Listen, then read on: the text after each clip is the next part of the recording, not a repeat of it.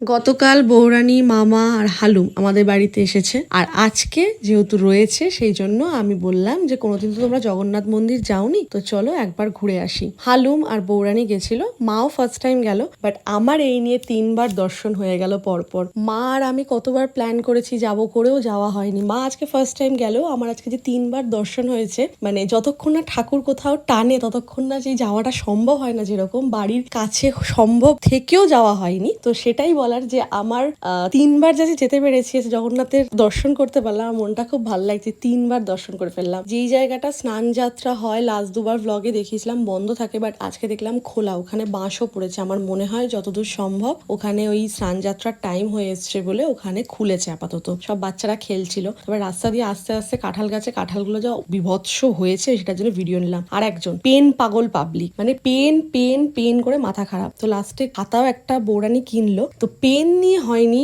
খাতা নিয়েও হয়নি, রাস্তাতেই লেখালেখি শুরু করে দিয়েছে, এত বিজ্ঞ। তারপর এখানে 10 টাকায় 10টা ফুচকা শুনে তো মাকে অনেকদিন ধরে বলেছিলাম যে তোমার খাওয়া হয় না কোনোদিন, তো খেয়ে দেখো। আর বৌরানী আর হালুম তো শুনেই বলছে 10 টাকায় 10টা ফুচকা, বাবা খেতেই হবে। তারপরে ফেরার সময় আবার ওই রাস্তা দিয়েই সিঙ্গারা আর জিলেপি কিনে নিয়ে আমরা আবার ভ্যান ধরে ফিরে আসলাম বাড়ির রাস্তায়। তো বাড়ির রাস্তায় এসে ওয়েট করছিলাম, কি একটা কারণে যেন দাঁড়িয়েছিলাম। তো আসতে না আসতে দেখলাম কালু। আর লালু কোথায় ছিল ভগবান জানে। আর ও সকালবেলা লালুকে নিয়ে পাগল হয়ে গেছিল, লাস্টে বলছে কালু কোথায় কালু কোথায় করতে করতে ওকে পেয়েছে, ওকে বিস্কুট খাইয়ে ওর শান্তি। তার মধ্যে আমি বলেছিলাম কালু খুব ভালো ক্যাচ করে বিস্কুট খেতে পারে, সেটার জন্য আরো মাথা খারাপ হয়ে গেছিল দেখার জন্য। আবার দেখা হবে অন্য কোনো ভ্লগ।